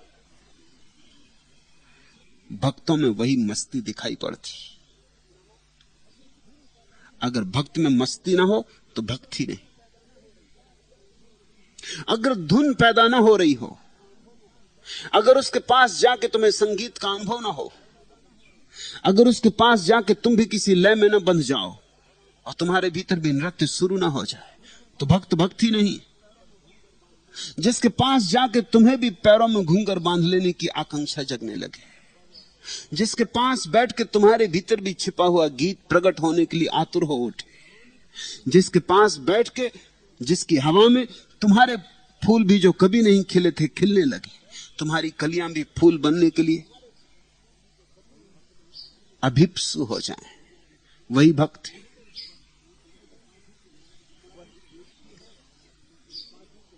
वह एक ही है, क्योंकि उपाधि के नाश होने पर सूर्य की भांति नाना रूप एक हो जाते। उसके प्रतिबिंब अलग अलग हैं, सूर्य की भांति आदित्यवत। जैसे सूरज निकला, आज सूरज निकला, कितनी पृथ्वी पर नदियां हैं, सब में उसकी झलक बनेगी। और कितने तालाब हैं, सब में उसकी झलक बनेगी। और कितने सागर हैं, सब में उसकी झलक बनेगी। और छोटे छोटे डबरे जो रास्तों के किनारे भर गए होंगे वर्षा के जल से, उनमें उसकी झलक बनेगी। और मटकों में, मटकियों में, सब में उसकी झलक बनेगी। और सूरज एक है और झलकें बहुत बनेंगी। ऐसे ही सत्य एक है, परमात्मा एक है, झलकें भर भिन्न है। झलकों में सत्य कहां? झलकों से इशारा ले लो असली का और असली की तरफ चल पड़ो। मैंने सुना है कि एक कुत्ता एक राजमहल में प्रवेश कर गया, भूल चूक से रात वहीं बंद रह गया, सुबह मरा हुआ पाया गया। क्योंकि राजमहल के जिस कमरे में वो बंद रह गया था वो दर्पणों से बना था। उस कमरे में दर्पण ही दर्पण लगे थे, सारी दीवारें दर्पणों से ढकी थी। जब उस कुत्ते ने आंख खोली और चारों तरफ देखा तो वो घबरा गया। इतने कुत्ते उसने अपने जीवन में कभी देखे नहीं थे। स्वभाव था, घबराहट में भौंका। कुत्ता था और करता भी क्या, सारे कुत्ते भौंके। फिर तो उसने होश खो दिया। फिर तो वो इस कुत्ते की तरफ झपके कि सारे कुत्ते उसकी तरफ झपके। रात भर भौंकता रहा और दर्पणों से लड़ता रहा। सुबह लहूलुहान, दर्पणों पर भी उसके खून के चिन्ह थे और उसकी लाश पड़ी थी कमरे में। तुम किससे लड़ रहे हो? कौन यहां दुश्मन है? तुम किससे भौंक रहे हो? किसके लिए भौंक रहे हो? यहां दर्पण ही दर्पण है, एक ही बहुत रूपों में झलक रहा है। और वह एक तुम्हारे भीतर विराजमान है, तुम्हारे बाहर भी, तुम्हारे भीतर भी। जरा उपाधि से मुक्त हो जाओ और उसे देखो। और उपाधि से मुक्त होने में क्या अड़चन है? क्योंकि उपाधि सिर्फ थोपी हुई है। जैसे तुमने वस्त्र पहन रखे, फिर भी भीतर तो तुम नंगे ही हो ना। कितने ही वस्त्र पहन लो, नंगापन मिट नहीं जाता वस्त्रों से, सिर्फ अंदर छिप जाता है। ऐसे ही उपाधियां ऊपर ऊपर होती हैं, भीतर तो तुम नग्न ही हो, भीतर तो तुम दिगंबर ही हो। उपाधियों के पार तुम अभी भी निरुपाधि हो। मनुष्य के भीतर भी अभी तुम परमात्मा हो। स्त्री के भीतर, पुरुष के भीतर, हिंदू मुसलमान के भीतर तुम वही एक हो। आदित्यवत, जैसे सूर्य अलग अलग जल सरोवरों में झलकता है, ऐसे ही वह एक अलग अलग उपाधियों के दर्पण में झलका है। उस एक को पहचानो। उस एक को पहचानते ही युद्ध मिट जाता है, हिंसा मिट जाती, वैमनस्य मिट जाता है, वैर क्रोध सब मिट जाता है। उस एक की पहचान के साथ फिर आनंद के सिवाय और बचता क्या?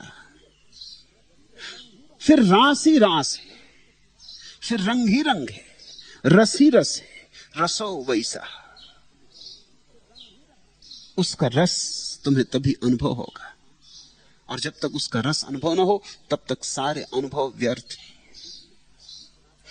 पृथक इति चेतना परेण असंबंधात प्रकाशानाम। पृथक भी नहीं कह सकते, क्योंकि वैसा कहने में प्रकाश की भांति ईश्वर से असंबंध होगा। उस परमात्मा को तुमसे पृथक तो कहा ही नहीं जा सकता। पृथक होते हमारा असंबंध हो जाएगा, फिर तो जुड़ने का कोई उपाय न रह जाएगा। तुम अभी भी जुड़े हुए हो, इसलिए जुड़ सकते हो। सेतु टूटा नहीं, सिर्फ भूल गया है, विस्मरण हुआ है। उस परमात्मा को खोजने कहीं जाना नहीं है, सिर्फ स्मरण करना है, प्रतिभिज्ञा करनी, याद करनी। याद ही से हो जाएगा, क्योंकि हम उससे टूटे नहीं, हम उससे कभी नहीं टूटे। जैसे वृक्ष का पत्ता वृक्ष से नहीं टूटा है, अहंकार से भर गया है और वृक्ष को भूल गया है, मगर अभी भी जुड़ा है वृक्ष से, अभी भी रसधार वृक्ष से ही बह रही। तुम कैसे जी सकोगे परमात्मा के बिना? उसके बिना कहां श्वास होगी, कहां हृदय की धड़कन होगी? उसके बिना कैसा जीवन? वही जीवन है। टूटे तो तुम नहीं हो, असंबंधित नहीं हुए हो, फिर क्या हो गया है? भूल गए हो, विस्मरण हुआ है। इसलिए सारे भक्तों ने स्मरण को इतना जोर दिया है। स्मरण का अर्थ होता है याद करो, याद करो फिर कौन तुम्हारे भीतर बैठा है, याद करो फिर खोजो अपने भीतर किससे तुम जुड़े हो, कौन तुम्हें जीवन दे रहा है, कहां से तुम्हारी चेतना प्रवाहित हो रही। अगर कुआं खोज में लग जाए कि जल स्रोत कहां से आ रहे हैं, सागर तक पहुंच जाएगा। अगर तुम भी अपनी चेतना के कुएं में थोड़े उतरो तो तुम सागर को पालोगे। झरने अब भी जुड़े, वहीं से धार बह रही। पृथक भी नहीं कह सकते, क्योंकि वैसा कहने में प्रकाश की भांति ईश्वर से असंबंध होगा। तुमने सुना है जैन गुरुओं के वचन, तुम्हें याद है? जैन गुरु कहते हैं संसार और निर्वाण एक। चोट करती है बात, थोड़ी घबराती भी है कि संसार और निर्वाण एक। जैन गुरु कहते हैं ज्ञान और अज्ञान एक।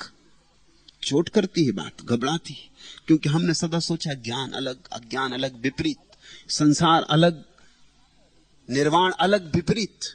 ये जैन गुरु क्या कह रहे हैं? ये ठीक कह रहे हैं, ये परम स्थिति से देखी गई बात है।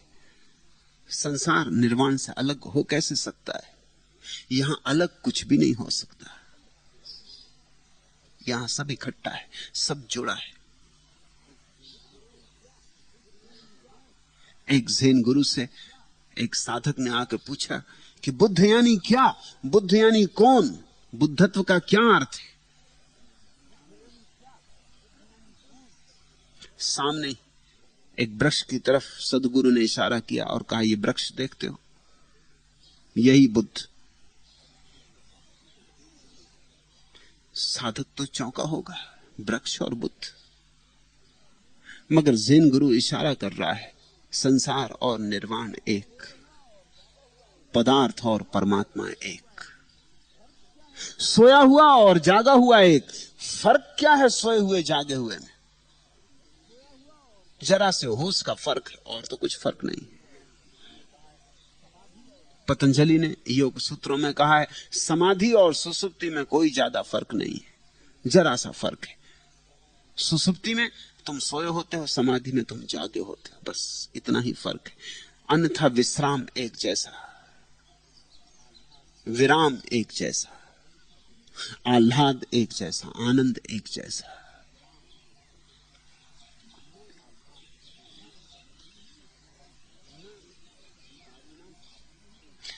न विकारिणा तू कारण विकारात। विकार भी नहीं कह सकते, क्योंकि ऐसा कहने से मूल कारण में विकार होने का डर पैदा हो जाए। संसार को परमात्मा से भिन्न नहीं कह सकते हैं, ये सांडिल्य बड़े जोर से कह रहे हैं। ये उद्घोषणा बड़ी क्रांतिकारी है। विकार भी नहीं कह सकते। कुछ दार्शनिकों ने यह समझाने की कोशिश की कि भिन्न तो नहीं लेकिन विकार है। कुछ बात गड़बड़ हो गई। जैसे दूध का विकार दही, भिन्न तो नहीं है, दूध का ही रूप है लेकिन विकृत हो गया।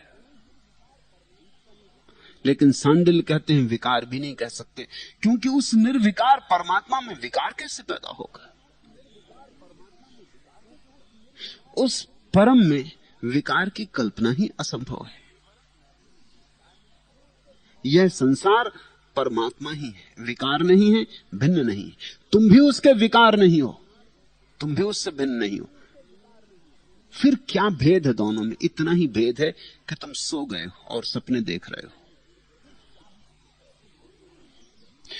यहां हम 500 लोग हैं, हम सब सो जाएं,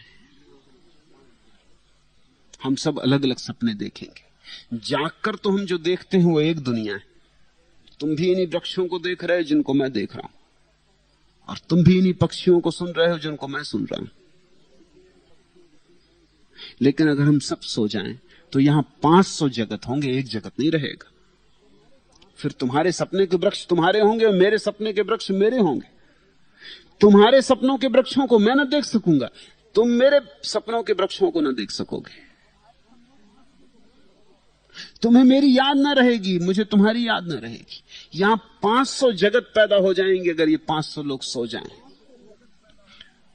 जागे थे तो एक था, सो गए तो 500 हो गए। और सब अपने सपने देखेंगे। कोई साधु हो जाएगा, कोई चोर हो जाएगा, कोई हत्यारा हो जाएगा, कोई दुकानदार हो जाएगा, कोई कुछ हो जाएगा, कोई कुछ हो जाएगा। सबके सपने अपने अपने होंगे, अपनी मौज होगी। और फिर जब सुबह हम जागेंगे तो हम सब सपनों पे हंसेंगे। क्या हम ये कहेंगे कि तुम चोर हो गए थे सपने में, मैं साधु हो गया था, तो हम और तुम भिन्न हो गए थे? कि तुम सच में ही चोर हो गए थे, मैं सच में ही साधु हो गया था? न तो कोई साधु हुआ था, न कोई चोर हुआ था। कल्पनाएं जगी थी,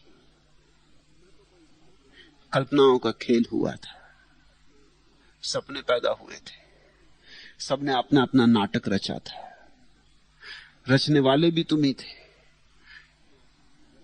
नाटक में अभिनय करने वाले भी तुम ही थे, निर्देशक भी तुम ही थे, और दर्शक भी तुम ही थे। बिल्कुल नाटक पूरा का पूरा तुम्हारा था, सभी तुम ही थे। मंच पर भी तुम ही, और बैठे हुए दर्शक भी तुम ही, देखने वाले भी तुम ही, और दृश्य भी तुम ही। कहानी भी तुमने लिखी थी, गीत भी तुमने बनाए थे, संगीत भी तुमने डाला था, सब तुम्हारा ही था। सपने में तुम बड़े सृष्टा हो गए थे, बड़ी कल्पना को विस्तार मिल गया था। ये जगत परमात्मा से भिन्न नहीं है, सिर्फ हम सोए हैं तो हमने अपने अपने जगत निर्माण कर लिए, अपना अपना सपना देख रहे हैं। सपने निजी होते, सत्य निजी नहीं होता, सत्य सार्वभौम होता है, यूनिवर्सल होता है। सत्य मेरा अलग और तुम्हारा अलग ऐसा नहीं होता। सत्य में तो मैं और तुम भी अलग नहीं होते, सत्य कैसे अलग होगा? सत्य बस एक होता है। जहां अनेकता है वहां असत्य है, जहां भेद है वहां असत्य है। करें फिर क्या? सांडिल्य कहना क्या चाहते हैं? इतनी ही बात याद दिलाना चाहते हैं, जागो। कैसे जागोगे? स्मरण करो, पुकारो, रो,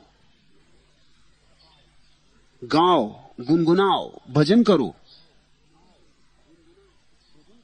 वही भजन जिस दिन प्रगाढ़ हो जाएगा उसकी चोट से ही तुम जग जाओगे।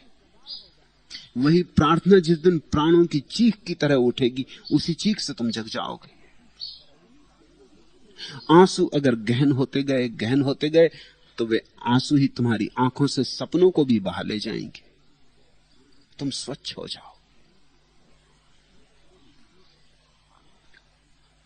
लेकिन लोग सपनों में खूब खोए, अपने अपने मधुर सपने देख रहे हैं। हर रात तुम्हारे पास चला मैं आता हूं, जब घन अंधियाला तारों से ढल धरती पर आ जाता है, जब दर पर्दा दीवारों पर भी नींद नशा छा जाता है, तब यंत्र सदृश अपने बिस्तर से हो बाहर चुपके चुपके हर रात तुम्हारे पास चला मैं आता हूं। समतल भूतल बत्ती की पातों के पहरे में सुप्त नगर, अंबर को दर्पण दिखलाते सरवर सागर, मधुवन बंजर, हिम तरु मंडित नंगी पर्वतमाला, मरुथल जंगल दलदल, सबकी दुर्गमता के ऊपर मुस्काता हूं, हर रात तुम्हारे पास चला आता हूं।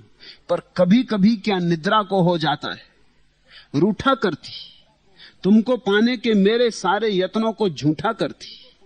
तब भाव जलत पर इंद्रधनुष रूपक धरकर छंदों से कस तुम तक गीतों के 100 सेतु बनाता हूं, हर रात तुम्हारे पास चला मैं आता हूं।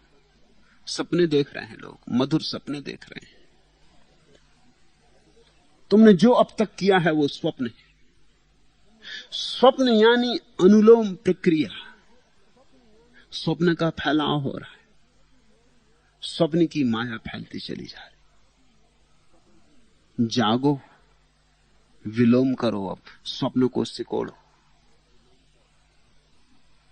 सांझ हो गई, बाजार उठाने का वक्त हो गया। खूब पसारा किया था दुकान का, अब समेटो, द्वार दरवाजे बंद करो। सांझ हो गई। और ध्यान रखना, सुबह का भूला सांझ भी घर आ जाए तो भूला नहीं कहा था। आज इतना ही। अगर यह वीडियो आपको अच्छी लग रही हो तो वीडियो को लाइक और चैनल को सब्सक्राइब करें।